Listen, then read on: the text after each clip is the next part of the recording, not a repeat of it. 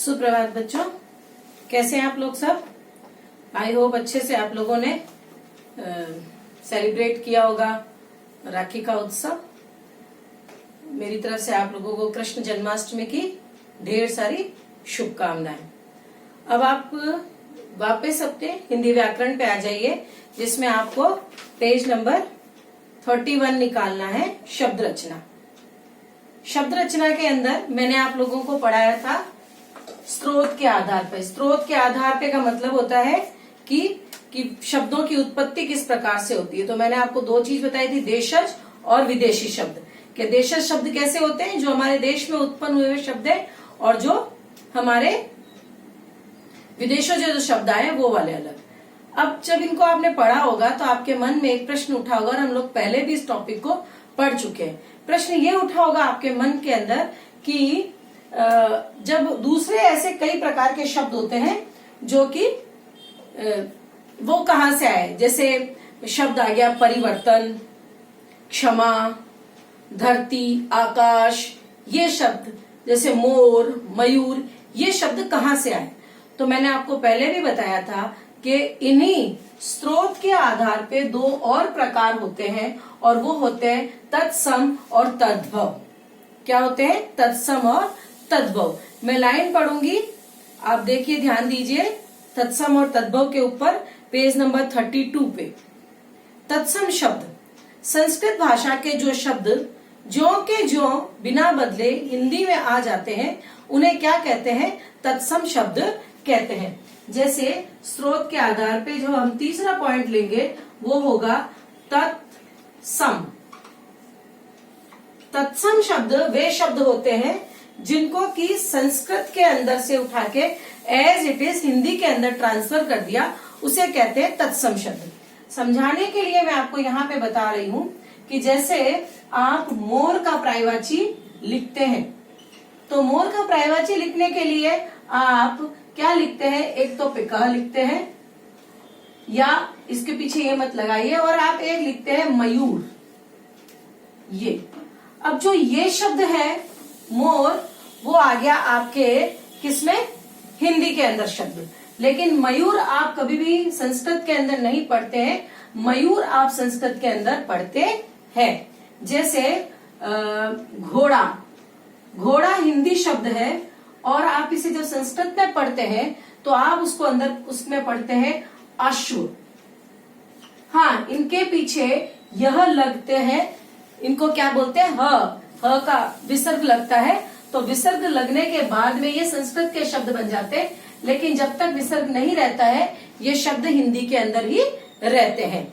जैसे हम लोग पढ़ते हैं लड़की शब्द। अब लड़की हम संस्कृत में नहीं पढ़ते, हिंदी में पढ़ते हैं, और बालिका शब्द हम लोग संस्कृत में भी पढ़ते हैं और हिंदी के अंदर भी पढ़ते हैं। तो आपको ये थोड़ा समझ में आया होगा कि तत्सम और तद्भव किसे कहते हैं। तत्, इतना सा याद रखिए, तद यानी संस्कृत के शब्दों को एज इट इज ज्यों का त्यों उठाकर जब हिंदी के अंदर ट्रांसफर कर दिया गया, उनको वहीं पर वहां से उठाकर वहां रख दिया, संस्कृत से उठा के हिंदी के अंदर डाल दिया। उन शब्दों को क्या कहा गया?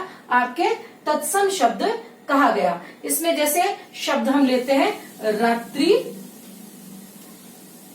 रात्रि शब्द हम लोग किसमें पढ़ते हैं? संस्कृत के अंदर। रात्रि ले लिया, मयूर ले लिया, बालक, बालक ले लिया हमने, और जैसे शब्द आ गया आपके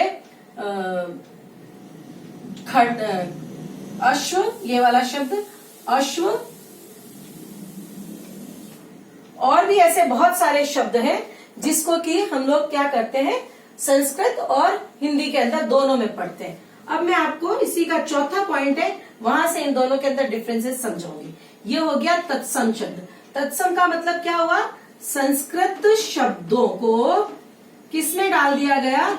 हिंदी के अंदर डाल दिया गया, एज इट इज उतार के, यों का यों उठा के। जैसे ये पुस्तक है, अब इस पुस्तक को उठा के इस वाली टेबल से उठा के इस तरफ रख दो, तो क्या हो गया? संस्कृत को एज इट इज उठाकर हिंदी के अंदर ट्रांसलेट कर दिया गया, या हिंदी के अंदर रख दिया गया। वे शब्द कहलाए तत्सम शब्द। अब यहाँ पर एक आता है आपके तद्भव। तद्भव का मतलब क्या हो गया आपके, वे शब्द जो कि संस्कृत के अंदर से ट्रांसलेट होकर, यानी संस्कृत के अंदर से उनको उठाकर वापस जब हिंदी में डाला गया तो उनको हिंदी भाषा के अंदर कन्वर्ट किया गया। यानी हिंदी की जो लिपि है वो कौन सी है, देवनागरी लिपि। देवनागरी लिपि से ये दोनों निकले, संस्कृत और हिंदी। अब संस्कृत और हिंदी में संस्कृत के शब्दों को एज इट इज तत्सम में डाल दिया और तद्भव के अंदर डालते समय क्या कर दिया, उनको प्योरीफाइड कर दिया, यानी कि फिल्टर कर दिया उन लोगों को, शब्दों को।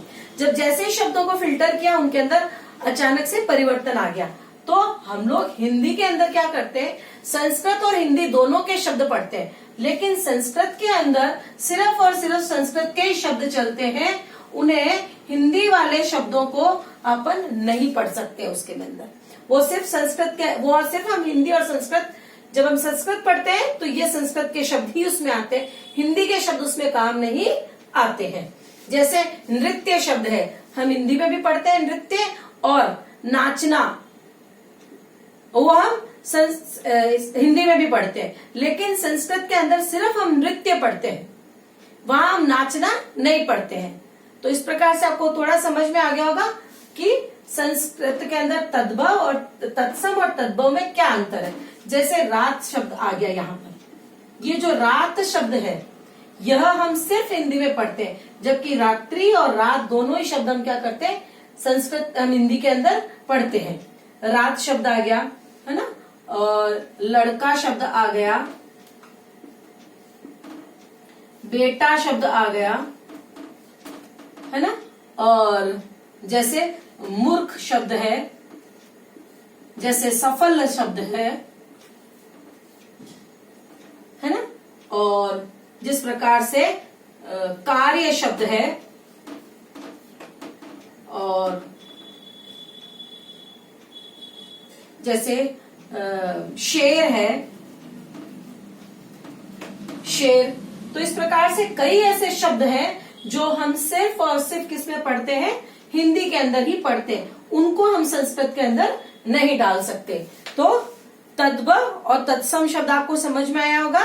तत्सम शब्द वे शब्द होते हैं जो कि संस्कृत से ज्यों के त्यों हिंदी के अंदर डाल दिए गए, वे तत्सम शब्द कहलाते हैं।